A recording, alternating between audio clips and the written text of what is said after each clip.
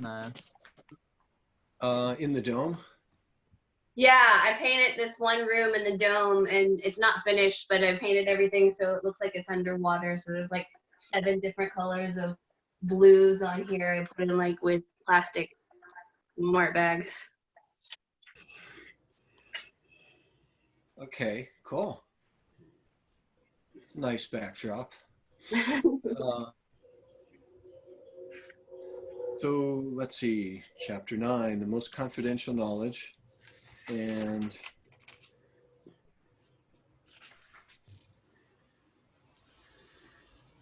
so we'll just start by reading. Matthew, why don't you start? Read the first verse. The Supreme Personality of Godhead said, "My dear Arjun, because you are never envious of me, I shall impart to you this most confidential knowledge and realization, knowing which you shall be relieved of the miseries of material existence." Okay. So why is he going to explain it to Arjun? He's never envious. Because you're never envious of me. And what is he going to give to him? The most confident. What's that? One more.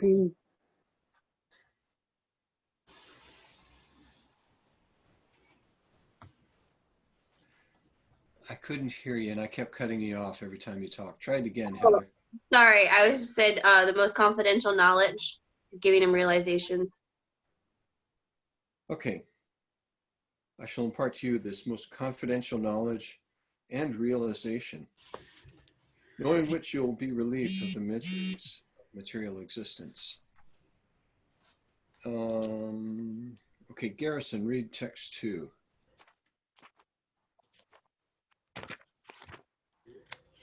This knowledge is the king of education, the most secret of all secrets. It is the purest knowledge, and because it gives direct perception of the self by realization, it is the perfection of religion. It is everlasting and it is joyfully performed. For some reason, you're coming through a little quiet today. Oh, really? Yeah, a little quieter than usual. Seems like you're close to the screen and everything. Yeah, I don't know why I'd be quieter. Yeah, okay. I'll try and stick my face right next to it. And Heather, go ahead. Text 3. Those who are not faithful in this devotional service cannot attain me, O conqueror of enemies. Therefore, they return to the path of birth and death in this material world. All right, so those 3 kind of introduce what he's going to explain in this chapter. So it's very confidential. This is really secret. This is right in the very center of the Bhagavad Gita. Out of 18 chapters, we're on number 9, which is halfway through. And so he is going to get into some intimate stuff. So here we go. Elijah, are you going to read today? Yes. Okay. Text 4. By me and my unmanifested form, this entire universe is pervaded. All beings are in me, but I am not in them. And Sharita, do you want to read today or just listen? I'm gonna have to leave at 8, so will that put a damper on things? Then I'll skip a turn. Or I can read until it's time for me to go. Yeah, I'll that'll be read. fun. Okay. And yet everything that is created does not rest in me. Behold my mystic opulence. Although I am the maintainer of all living entities, and although I am everywhere, I am not a part of this cosmic manifestation, for myself is the very source of creation. And Matthew. Understand that as the mighty wind, blowing everywhere, rests always in the sky, all created beings rest in me. Okay, this is what we talked about last night. How Krishna is everywhere, everything's in him, and he is inside of everything. And this back and forth, like, is he inside of everything or is he not inside of everything? What is he? And then I brought out this verse, text 6, how in every room, what do you find in every room? What does every room have? Who remembers? Space. Space, yeah. So space is inside of every room, and space is also outside of every room. And so Krishna uses that same example. The wind is blowing everywhere, but no matter how far the wind blows, no matter where it goes, it's always contained within space. And so in the same way, everything that goes on in the creation is within him.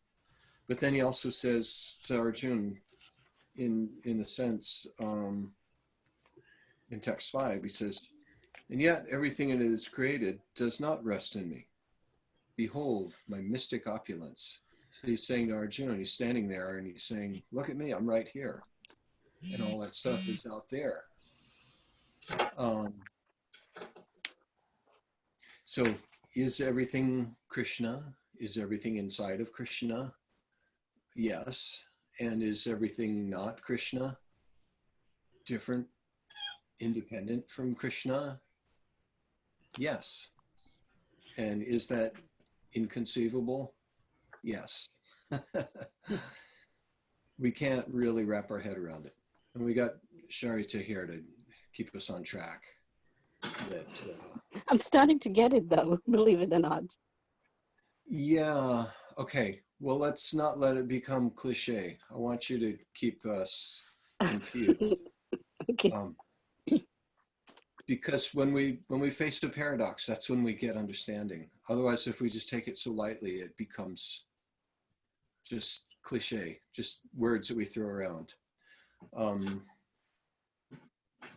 Okay, so far what he said to me doesn't sound like really intimate. He's saying like, I'm God, I'm everywhere.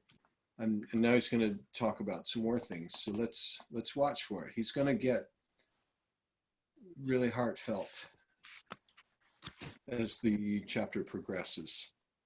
So let's see, whose turn is it? I think Heather. Is it text 7? Yeah. Yes. O son of Kunti, at the end of the millennium, all material manifestations enter into my nature, and at the beginning of another millennium, by my potency, I create them all. Okay, who knows what he's talking about here?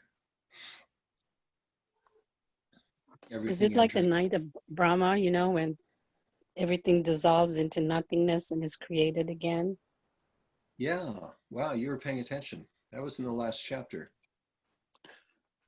The night of Brahma, and then there's another devastation that takes place in the purport. Prabhupada says, at the end of the millennium means at the death of Brahma. Brahma lives for 100 years, and his one day is calculated as 4,300,000,000 of our earthly years. His night is of the same duration. So he goes through the whole calculation, how many years that will be, and it's a really long time. But at the end of all of that, everything enters into Krishna as Mahavishnu. And that is just one breath cycle for him. When he breathes out, universes come from the pores of his skin. Then he breathes in, and he breathes in all of the universes. So It's read Karna. the verse again. What was that, Garrison? Is that Karna Dakashaya Vishnu? Karana, yeah. Mahavishnu or Karana Dakshaya Vishnu. Heather, can you read 7 again? O son of Kunti, at the end of the millennium, all material manifestations enter into my nature, and at the beginning of another millennium, by my potency, I create them again. Okay. Elijah, text 8. The whole cosmic order is under me. Under my will, it is automatically manifested again and again, and under my will, it is annihilated at the end. Matthew. O Dhananjaya, all this work cannot bind me. I am ever detached from all these material activities, seated as though neutral. Okay, there's a lot going on. He's destroying everything, he's creating everything, but he says, I don't get any karma for that. Anything that we do in this world, we get karma for it, but he does everything and he takes no reaction for it. Ever detached, seated as though neutral. Udasinavadasinam asaktam teshu karmashu. Asaktam is without a attraction, without what's the word? Raga, attachment or attraction.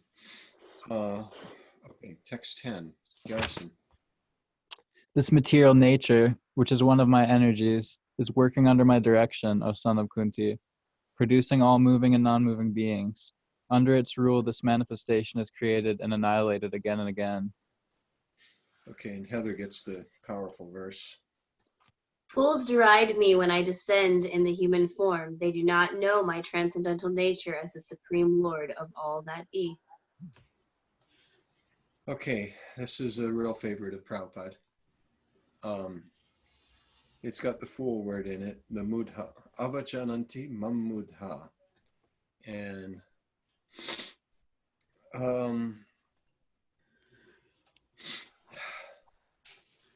all right, and there's one more that's tied in with it. Read the next verse, Elijah. Those who are thus bewildered are attracted by demonic and atheistic views.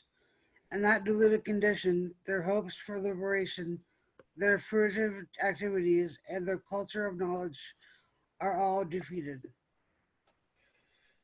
Okay, those two go together. It says foolish people look at Krishna and they think he's just an ordinary human, manushim tanumashritam. When he takes on a human form, param bhavam ajanato, they don't know my param bhavam, my higher nature, mama bhuta maheshwaram, and how I'm the supreme controller of everything. Then text 12, mogha. Mogha means bewildered. So mogha asha. Asha means all of their aspirations.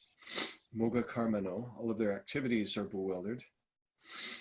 Mogha jnana, their knowledge. Vichetasa. Vichetasa, another word for bewildered. Mogha jnana vichetasa. Then they rakshasim asurim chaiva prakritim mohinim shrita. So there's this word shrita, which is like ashrita. They take shelter of the nature of rakshasas and asuras. Rakshasim is translated as demonic, asurim, atheistic. So that's where they go. Now the next two verses are going to describe the opposite situation. Okay, who's next? Matthew. O son of Prita, those who are not deluded, the great souls, are under the protection of the divine nature. They are fully engaged in devotional service because they know me as the Supreme Personality of Godhead, original and inexhaustible. And then, sorry, Tom, sorry, I skipped you. Go ahead, read text. Always chanting my glories, endeavoring with great determination, bowing down before me. These great souls perpetually worship me with devotion. Okay, looking back at 13, there is this ashrita word used again. Mahatmanas tu mamparta, daivim prakritim ashrita. Instead of the asura and the rakshasim prakritim ashrita, these people are Daivim Prakritim Ashrita. They're under the shelter of the divine spiritual energy. And some commentators, they connect this with this Daivi Prakriti as being Srimati Radharani. They put themselves under the shelter of Srimati Radharani, and they take guidance from her in order to progress. And these people are described as Mahatmas instead of Mudhas. They are Mahatmas, great souls. And what they do is Bhajanti Ananya Manaso. Bhajanti, they do bhajan, they worship me, Ananya, non-stop, Manaso, with their minds. Yatva Bhutadimapyayam, and they understand who I am. Then the next verse goes on further. Here's what they do. Satatam kirtayantomam. They're always having kirtan. Yatantascha dridhavrata. Dridhavrata means with a determined vow. They are always serving me with great determination. Namashyantas means to bow down, just like when we greet people, sometimes we fold our hands and say namaste. And so to say that to Krishna, namaste, namashyantas chamam bhaktya, and there's that bhakti word again. They bow down with devotion. Nitya yukta upasate. And nitya means eternally or always. This is what they're always doing. And there's that yukta word again, which means to engage, to act. Remember we talked about yukta vairagya yesterday. Vairagya yukta. We renounce something by using it. It's a paradox. So here, this one is not a paradox. It's very straightforward. They engage in all of these activities. So now Krishna is getting a little more like, at first he said, these are the people that aren't coming to me. He kind of mentioned that in the very first verse. He told Arjuna, because you're not envious of me, I'm going to explain these things to you. So now he's going into more detail. Here are the people that are envious of me, that don't get it. And then in the last two verses, here are the people that do get it. And this is what they do. Now he's going to go into a series of verses. Here are other things that people do these things are kind of okay. And then he's going to come back to bhakti in text 22. So let's see, 15, Garrison. Others who engage in sacrifice for the cultivation of knowledge worship the Supreme Lord as the one without a second, is diverse in many and in the universal form.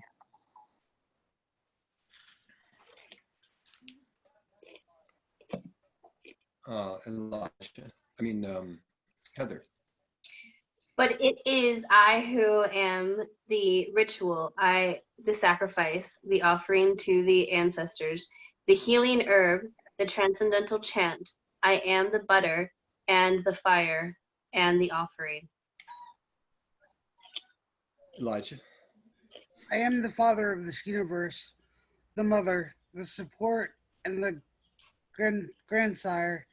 I am the object of knowledge, the purifier, and the stylable Om. I am also just try to say that. The Rig, the Sama, and the Yajur Vedas.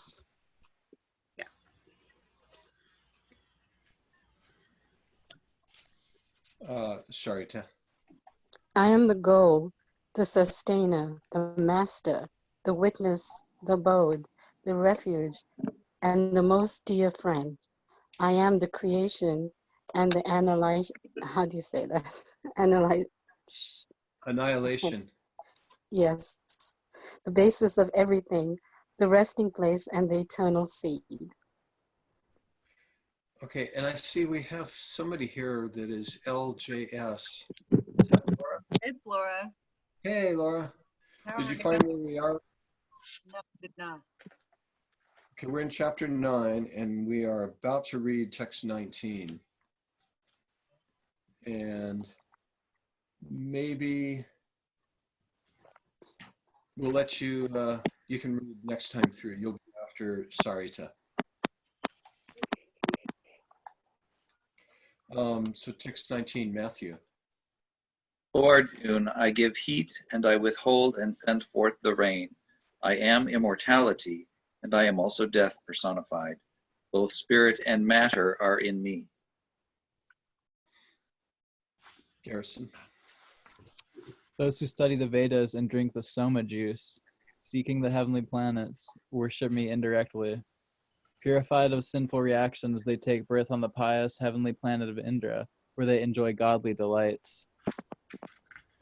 Heather. When they have thus enjoyed vast heavenly sense pleasure, and the results of the pious activities are exhausted, they return to this mortal planet again. Thus, those who seek sense enjoyment by adhering to the principles of the three Vedas achieve only repeated birth and death.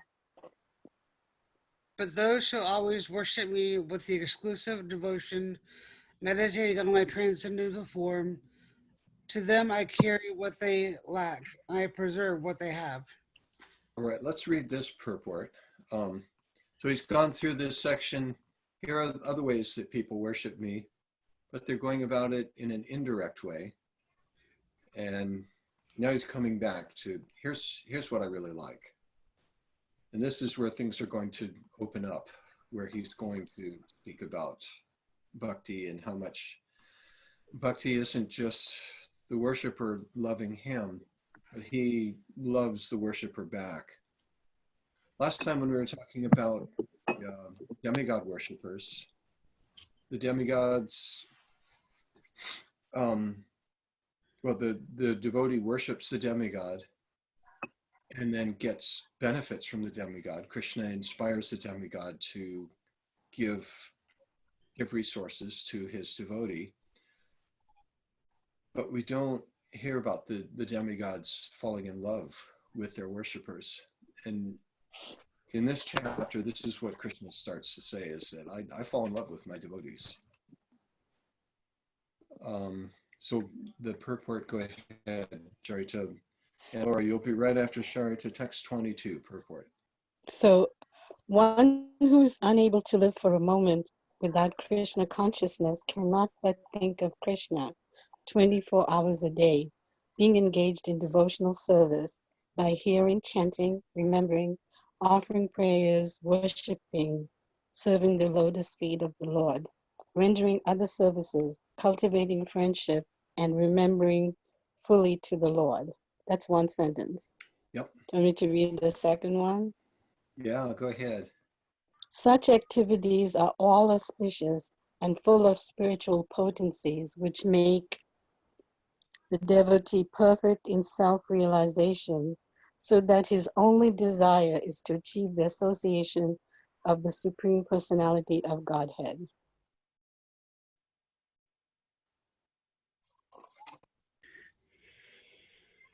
Sorry, that was 2 sentences. Yep, that's right. Waiting for Laura. All right. Let's see. Here we go. Such a devotee undoubtedly approaches the Lord without difficulty. This is called yoga. Wow, after those 2 long sentences. What? I'm glad you're here to read those 2 again. Read them again since they're so short. Such a devotee undoubtedly approaches the Lord without difficulty. This is called yoga. Okay, we could remember this whole chapter just from those 2 sentences. That's actually a good writing technique to alter the length of your sentences. And he's intentionally calling attention to the main point by putting them in short sentences. Cool. Read it again, Laura. Such a devotee undoubtedly approaches the Lord without difficulty. This is called yoga. Okay, good job. Go ahead, Matthew. By the mercy of the Lord, such a devotee never comes back to this material condition of life. Kshema refers to the merciful protection of the Lord. The Lord helps the devotee to achieve Krishna consciousness by yoga, and when he becomes fully Krishna conscious, the Lord protects him from falling down to a miserable conditional life. Okay, this word kshema. I was in North Carolina in a Walmart parking lot years ago and selling Bhagavad Gitas.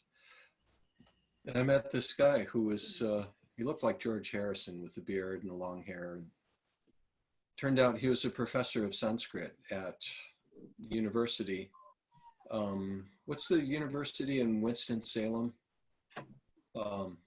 I can't remember.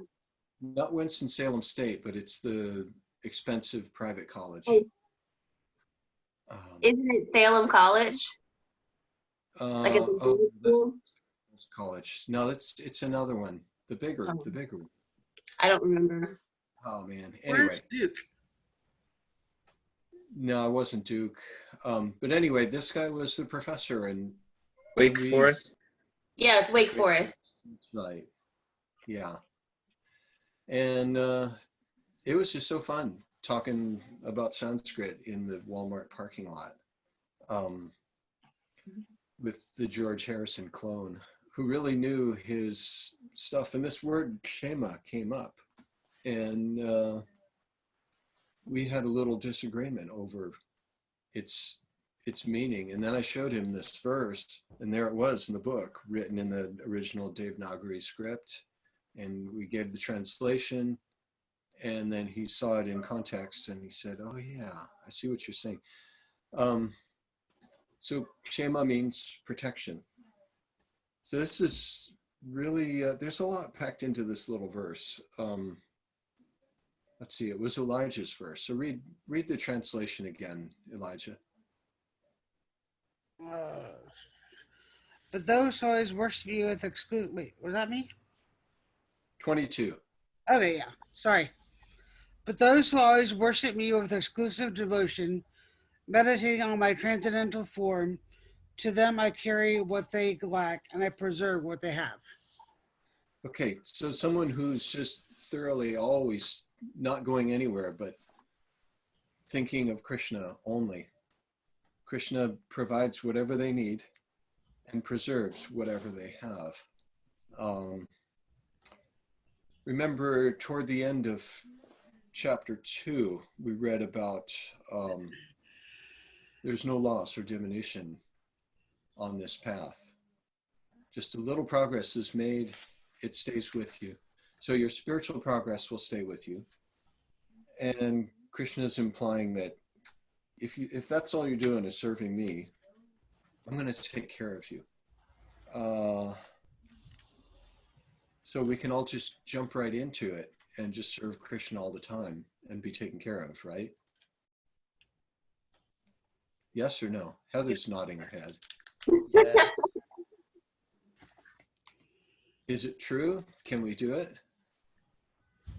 I feel like we can do it. I've seen it happen in my own personal life, and I feel like it depends on your level of acceptance too, because once you surrender that much to Krishna in general, then whatever happens is mercy, even if it looks bad. Even if the mercy looks bad, I like that. That was concise. You packed a lot in there. And we've seen the Krishna magic work, but he's always going to keep us on our toes. Yeah. He is like Sarita, like putting like little questions in us, like, really? Do you really believe in this? And it does work. And I've been pushing myself to get there because I read this years ago and I thought, yeah, that's the way I want to live. I want to do that. I want to put it to the test. And yeah, there have been moments where like, what are you doing? You're going to deplete everything you've got. And like, look at Arjun standing in front of that great big army and like, oh my God, what did I do? I'm serving Krishna. And here I am, I got to fight against all of these people. Of course, that wasn't what he was afraid of, the size of the army. He was more afraid of fighting the people that he loved. But just by being taken care of Krishna, as Heather said, how did you say that? Mercy sometimes, even when it looks bad. Everything is mercy. Like no matter what happens, you know, if he gives you a house, if you lose your house, you know, it's whatever. If you have that intention that Krishna will provide everything that you need, whether that if it materially looks bad or if it materially looks great, it's ultimately what you personally need for your relationship with Krishna to get back to Godhead. At least that's from my understanding. Mm-hmm. Yeah, that was good. That was good. And so this is pointing out in the purport, Prabhupada's spending more time on our end. If we do our end, we do all of these things, then Krishna will take care of us. Krishna is speaking this, saying, I'll take care of you. If that's where your heart is, if that's where your, ananyas chintayanto mam, your chinta, your consciousness is always fixed on me, I'll take care of you. But you know, on a sadhana level, it's very simple. I mean, simple little things like they said at Sadhu Sangha one time in a video, what is the result of chanting? More chanting. So what is the effect of japa? More japa. So those little graces also, you can't discount them. It's not necessarily true because, I mean, it is true, and I'm sorry to jump in and say that, but you can also chant japa, and if you chant japa offensively, then you can lose your japa. Well, that's obvious, but I mean, I'm not an accomplished japa person, so I find that, you know, like I said, sometimes chanting gets more chanting and japa gets more japa. Not mechanical japa, but a real earnest effort. Yeah, good point. That goes without saying. So I'm grateful for tender little mercies like that. Small things. Association of devotees, like I told you guys, sometimes I've seen that magic in my life where I've earnestly, if I've said japa, like even 3 rounds and chanted, and then I get like an opportunity to go to the Bhakti Center, you know, and I see Krishna's hand in that. So those little things also are very, very dear to me. But also I know Queen Kunti's prayers, and I don't know how I would react if things kind of fell apart. I don't want to be tested that way, really, but I hear what people say. You know, I'm a sissy. Thank you.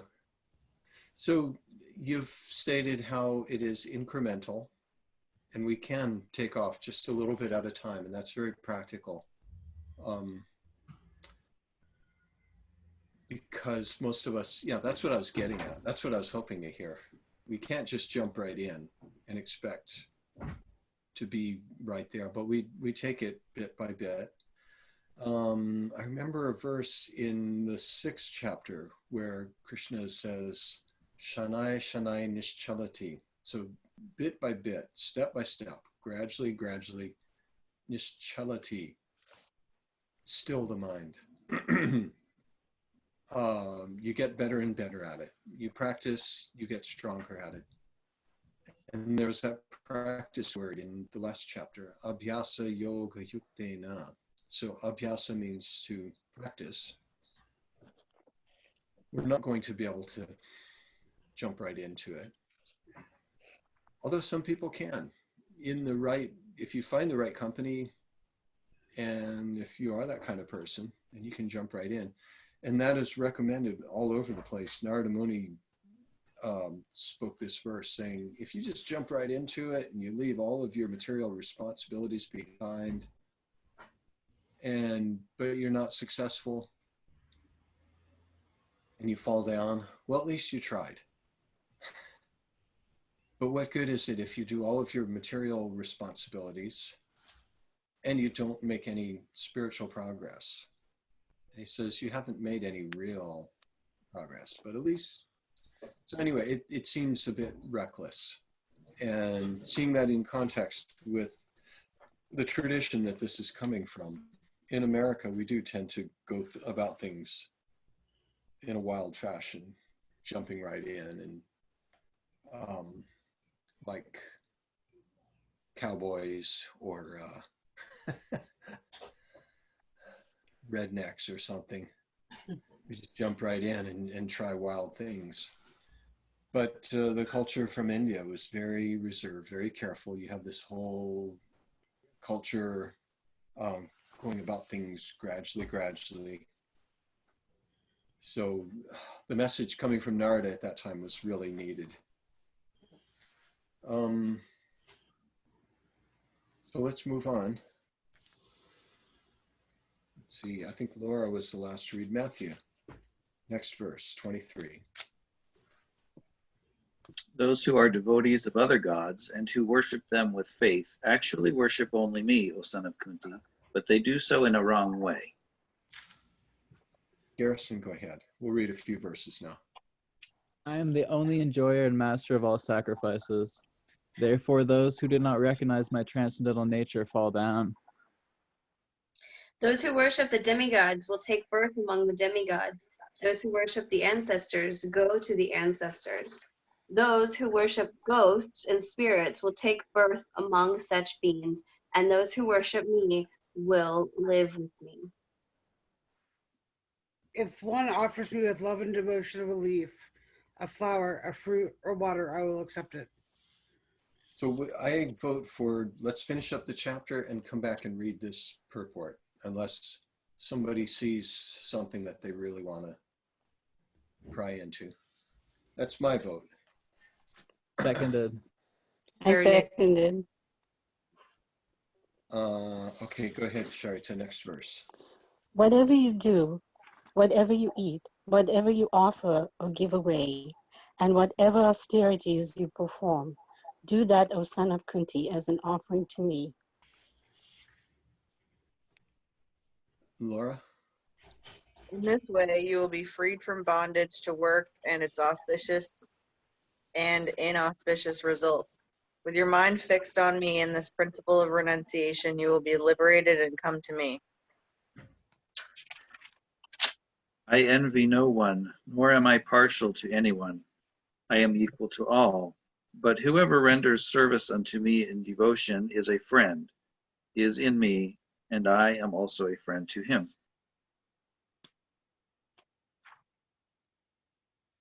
Even if one commits the most abominable action, if he is engaged in devotional service, he is to be considered saintly because he is properly situated in his determination. If he quickly becomes righteous and attains peace, O son of Kunti, declare it boldly that my devotee never perishes. O son of Pritha, those who take shelter in me, though they be of low birth, women, Vaishyas, merchants, and Shudras, workers, can attain the supreme destination. Is it my turn? Yes. How much more this is so of the righteous brahmanas, the devotees and the saintly kings. Therefore, having come to this temporary miserable world, engage in loving service unto me. Engage your mind always in thinking of me, become my devotee, offer obeisances unto me, and worship me, being completely absorbed in me. Surely you will come to me. And that concludes chapter 9. Congratulations. Wow, we did that pretty quick. So we've got time to dig into text 26. But did you see how, so the question I put in everyone in the beginning was, he's going to speak on the most confidential knowledge. How is this confidential? What did you see in there? What is he saying?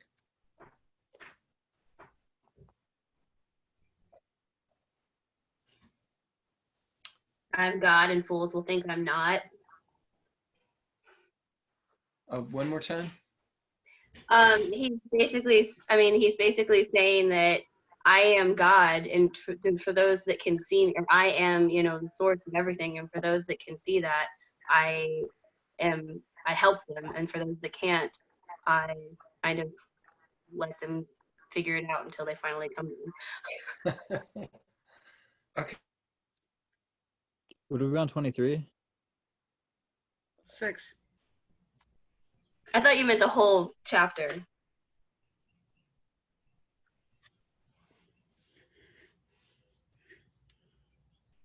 It's frozen. I'm frozen. Okay. What did I miss? No, we were waiting. Oh, shucks. Okay. Anyone else have anything more to say about the chapter we've just done? I have a question. So the verse about worshiping ghosts and worshiping me and worshiping demigods, I think. So could that be of your nature? Like to worship those things? Could that be part of your nature? Yes. That will come up in chapter 17. He talks about people in different modes of nature going about different types of worship. And what you worship, that's where you go. Because in the last 150 years in India, there's been a phrase that there are many paths, but they all go to the same direction and they all take you to the same destination. And Prabhupada did not like that at all. He would point to this verse saying, if you worship these things, you'll go to live with those people or things. There it is right in the Bhagavad Gita. It's, if you buy a ticket to Philadelphia, you're not going to arrive in Jacksonville, Florida. So your mode of worship will take you to a particular destination. Is that why they say people who commit suicide are going to be with ghosts? Yeah, the idea I heard is that by committing suicide, you're putting an end to the body that has been given to you, and you've kind of shown a disregard for a physical body, and so, all right, you don't get a physical body. So you can live without one. But you know what I think they're talking about in India, not to dispute the guru, but Buddhists talk about nirvana. Shaivites talk about the state of absolute consciousness, and what they say is people use different words for that state. So you can be a Vaishnavite and say Krishna, and use different words, but that supreme state is the same. So that's why they say there are different roads to the same destination. They don't mean worshiping ghosts, etc. It's worshiping the supreme. And in India has a history of divisiveness amongst different sects. I don't understand it because, like at the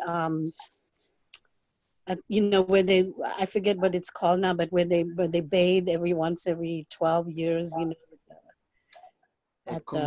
then there's all these different sects of Hindus, saying that my way is the best way, but really it's just using different words. I mean, there's unity in all of this, really. I don't mean to disagree, as I said, with the guru, but that's my point of view. Okay, we won't take it as a disagreement. I mean, a fully realized Buddhist is going to reach the same place of consciousness that a fully realized Vaishnavite is going to go to. There's just different words to describe that experience. And in a deep state of meditation, there are no words to describe. Actually, if you're using words and you can describe it, then you're not really in a very deep state of meditation. In that state of consciousness, there's just nothing. It's just consciousness. So Okay. when they say, you know, abide in the self, like experience the self, those are, you know, easy to say those words, very hard to experience it. But an enlightened Buddhist isn't worshiping Krishna. What? I said an enlightened Buddhist isn't worshiping Krishna. Yes, but I mean, I don't think all Vaishnavites see it that way. No, Like, because if you- there's a level of the Brahma Jyoti, or the effulgence is that level of samadhi or nirvana that other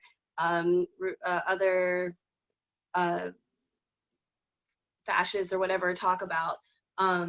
But what Vaishnavas believe is that there's a state beyond that level, which past that state of nirvana, and that is where Krishna resides, and it's you go back as a full personality that can be engaged in service with Krishna. right, understood. But again, who am I to make a judgment on what Buddhists are experiencing at the state of enlightenment? Is what I'm saying. You could call it whatever you want. The state beyond the state, Krishna, you can call it Buddha, you can call it Shiva, but ultimately there comes a state where it's the pure state of consciousness. That's all I'm saying. It's all a matter of wording. So it's the first time I felt free to be in a room full of Vaishnavites and express my true opinion. Yeah, thanks for sitting in with us. I, I agree with you, and Thank you. pure consciousness will be like that. And Right. how different, though, is that, yes, we can have pure consciousness through all of these different paths. But specifically here in this chapter 9, what Krishna is saying is that I am this person. And when you achieve pure consciousness, you can have a pure relationship with me. And that's something that the other processes don't talk about, as having this kind of personal relation. You achieve pure consciousness, and it's beautiful, and it goes way beyond anything that you can express with words, anything that you've ever expressed through the five senses. And we will all agree on that. But then here we're saying, or Krishna is saying, I'm offering my devotees something even more. I give them myself. I give them this relationship. So that's where we differ. Everything else. Yes, I agree with that, and I appreciate that. Yeah. Okay. And thanks for being patient with us and Thank you for being patient with me. It's these words, I mean, move me to tears, but like I said, it should be okay to be a Buddhist / Shaivite in the house I'm of glad, Krishna and be because and for people to recognize that I love Krishna just as much as they do. It's not that I'm yeah, denying it. I really do. But I also am accepting of these other, because I've experienced certain states of meditation and the Sangha of Buddhists and Shaivites, which I really appreciate.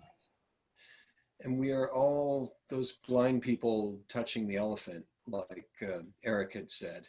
We all have some understanding Yes. of the elephant. And for me to be blind and say, you're wrong, yeah, we're all holding that same elephant and getting different experiences. So let's just keep exploring and sharing. And it's not a competition. No, it's not at cooperation. all. We're all on the same team. Unless we're in that other package, those two verses that said, Moga Sha, Moga Karmano, Moga Jnana Vichetasa, Rakshasim Masulim Shaiva, Prakritim Mohinim Shrita. The people who go into the atheistic and demonic mentality. Okay, Laura, you're gonna. I actually have to go, but I'll try to be here tomorrow. Okay, thanks for joining. It was brief, Yep. but But Thank you for welcome. Yes, having I me. have to go too. I have to go too. I have to pop. So, Hare Krishna to all of you. Hare All right. Krishna. All right. I was really Hare hoping Bol. you. Okay. I was really hoping you would be here for this purport. Hare-bo. They're gone. Okay. All right, I'll wait then. I'll wait. It's okay. Oh, we just lost Heather too. Which one is it? Text 26. And Oh, okay. I forget where we are, so we'll just start at the top of the list. Go ahead. Matthew, read the translation to 26. Okay. If one offers me with love and devotion a leaf, a flower, a fruit, or water, I will accept it. And the purport, everybody 2 sentences, starting with Garrison. For the intelligent person, it is essential to be in Krishna consciousness, engaged in the transcendental loving service of the Lord, in order to achieve a permanent blissful abode for eternal happiness. The process of achieving such a marvelous result is very easy and can be attempted even by the poorest of the poor, without any kind of qualification. Elijah. The only qualification required in this connection is to be a pure devotee of the Lord. It does not matter what one is or where one is situated. Sharita.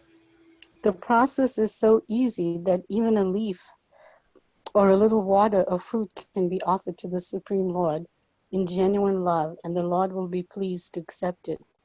No one, therefore, can be barred from Krishna consciousness because it is so easy and universal. And back to Matthew. Who is such a fool that he does not want to be Krishna conscious by this simple method and thus attain the highest perfectional life of eternity, bliss, and knowledge? Krishna wants only loving service and nothing more. Krishna accepts even a little flower from his pure devotee. He does not want any kind of offering from a non-devotee. He is not in need of anything from anyone because he is self-sufficient, and yet he accepts the offering of his devotee in exchange of love and affection. To develop consciousness, Krishna consciousness, is the highest perfection of life. Is it my turn? Yes.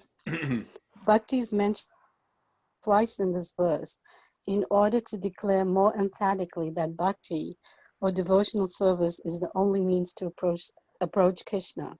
No other conditions, such as becoming a brahmana, a learned scholar, a very rich man, or a great philosopher, can induce Krishna to accept some offering. Without the basic principle of bhakti, nothing can induce the Lord to agree to accept anything from anyone. Bhakti is never casual. Causal, it's a different word. Sorry, causal. Yeah, I've mistaken that too. And causal means kind of like what we were reading earlier. It's not that being rich or educated will make you get in with Krishna. There's no cause. It's wide open.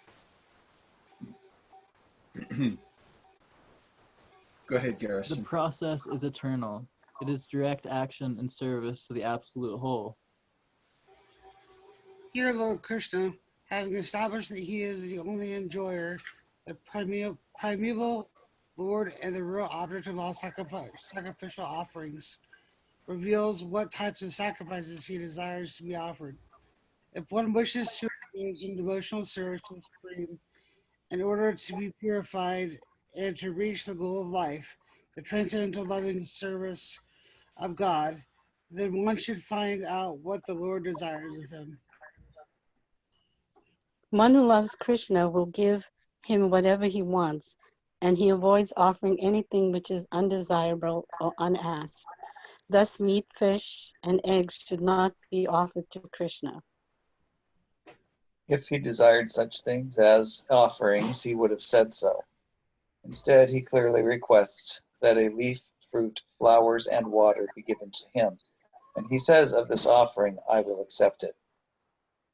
Therefore, we should understand that he will not accept meat, fish, and eggs.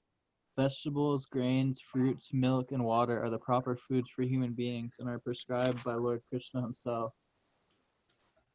Whatever else we cannot eat, whatever else we cannot be offered, jeez, whatever else we eat cannot be offered to him since he will not accept it. Thus, we cannot be acting on the level of loving devotion if we offer such foods. In the third chapter, verse 13, Sri Krishna explains that only the remains of sacrifice are purified and fit for consumption by those who are seeking advancement in life and release from the clutches of the material entanglement.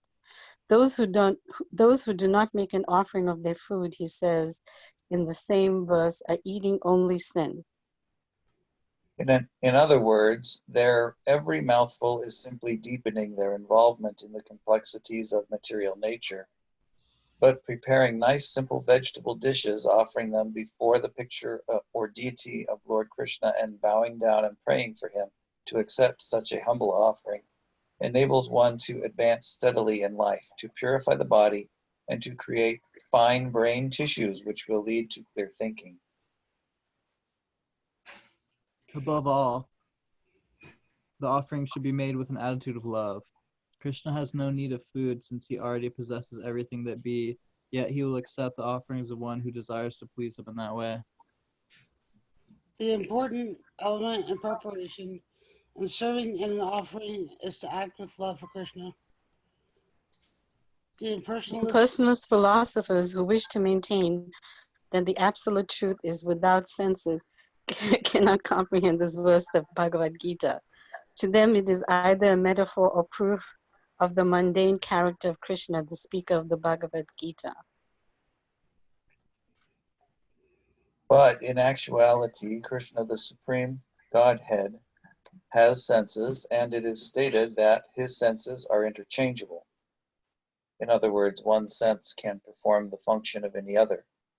This is what it means to say that Krishna is absolute. Lacking senses, he could hardly be considered full in all opulences. In the 7th chapter, Krishna has explained that he impregnates the living entities into material nature. This is done by his looking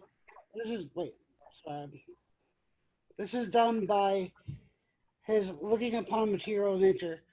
And so in this instance, Krishna's hearing the devotee's words of love and offering foodstuffs is wholly identical with his eating and actually tasting.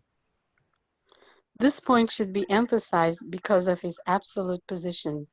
His hearing is wholly identical with his eating and tasting. Only the devotee who accepts Krishna as he describes himself without interpretation can understand that the supreme absolute truth can eat food and enjoy it.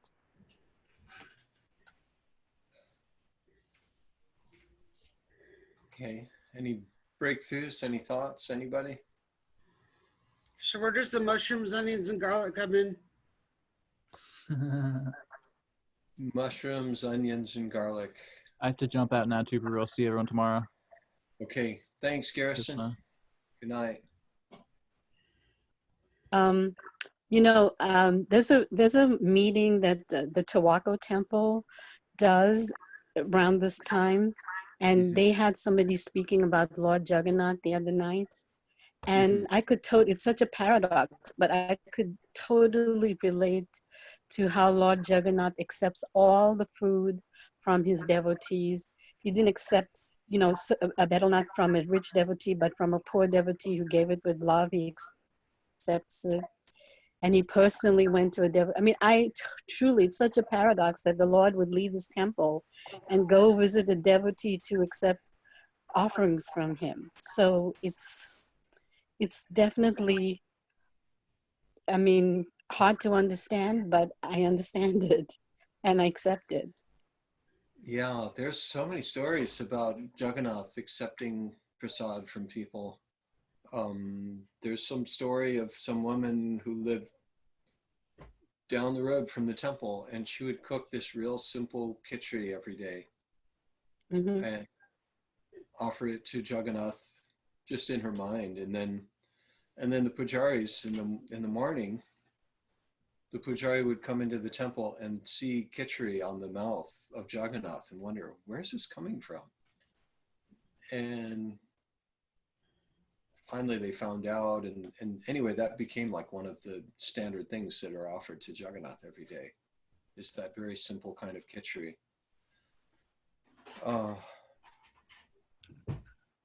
Lots of stories of Krishna accepting things. The story of Sudam Vipra, who he was a classmate with Krishna. I think we discussed about Krishna and the Gurukul. And Sudam was from a Brahmin family. He wasn't very wealthy. In fact, it said that he was starving. He was trembling from hunger. And his wife said, Krishna is in Dwaraka. He's your friend. Go to him. He'll take care of us. You're about to die. Go. And he said, all right, I'll go. But I can't go empty-handed. I have to bring him a gift. And so he went and begged, got a little rice from the neighbors. And it was a very low, very poor quality of rice. All the grains were broken. And he just tied that up in his torn up cloth. The cloth that he wore was full of holes. The house that he lived in was full of holes in the roof.